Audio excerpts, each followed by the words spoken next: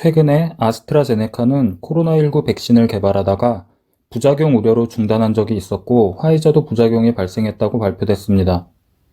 우리 정부는 중국산 백신 도입도 검토하겠다며 국가, 제약회사보다는 과학적 근거에 입각해 확보하겠다고 밝혔습니다.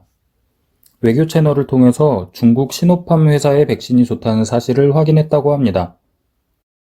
중국 인민일보는 시노팜 백신을 수십만 명에게 접종했는데 부작용이 한 건도 없었다고 보도했답니다. 그런데 부작용이 없다는 주장은 거짓말일 수밖에 없습니다. 임상시험에서 많은 사람을 관찰하다 보면 우연이나 다른 원인으로 건강에 문제가 생기는 사람이 발생합니다. 예를 들면 이 댕기 바이러스 백신 임상시험에서 백신 후보 물질의 효과를 비교하려고 아무 영향이 없는 생리식염수를 주사한 대조군에서도 부작용이 발생합니다. 백신 후보 물질을 맞은 그룹의 5%에서 심각한 이상 반응이 보고됐는데 백신이 원인이라고 단정하면 안 됩니다. 맹물 대조군은 6%가 나왔습니다. 즉, 비교를 해보니까 약물 부작용이 아니고 맹물을 맞은 사람들도 오래 관찰하다 보면 생길 수 있는 정도의 문제라는 의미입니다. 물론 백신으로 인해 발생한 문제가 있는지 세밀한 조사도 같이 이뤄지고 여기서는 백신이 원인일 가능성이 있는 한 건에 대해서 설명합니다. 효과도 그렇고 안전성도 그렇고 판단하기가 간단하지 않습니다. 이런 검토 과정을 거쳐야 비로소 안전성을 판단할 수 있게 되는 것이지 부작용이 한 명도 없다는 중국의 주장은 기본 상식도 안 된 거짓말입니다. 중국 정부는 해외 유입을 제외하면 확진자가 계속 없었다고 주장했는데 중국에서 우리나라로 들어온 사람 중에 확진자가 여러 명 나오는 미스테리한 일도 벌어졌습니다.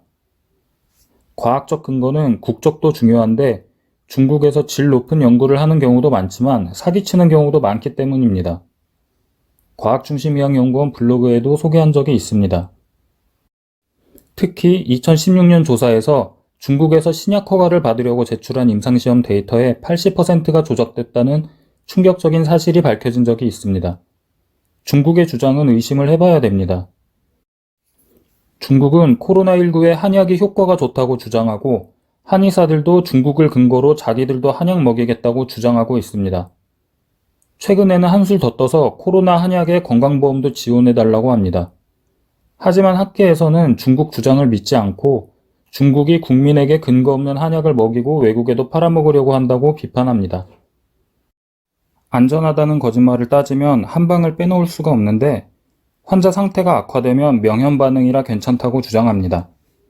아나키 카페에서도 명현반응이라고 이야기하고 한의사가 중증 암 환자한테 명현반응이라고 속이고 전립선 치료 목적으로 한약 먹은 환자가 사망할 지경이 되도록 명현현상이라며 한약을 계속 먹으라고 하다가 환자를 죽게 만든 한의사도 있습니다. 중국의 주장이나 중국산 의학은 의심하고 경계할 필요가 있습니다. 이제 임상 3상 시험 들어간 러시아 백신도 떠들썩합니다. 초기 임상시험 결과를 러시아 학자들이 논문으로 발표했습니다. 그런데 데이터 조작 아니냐는 의심을 받고 있습니다. 러시아 백신도 맞고 싶지 않네요.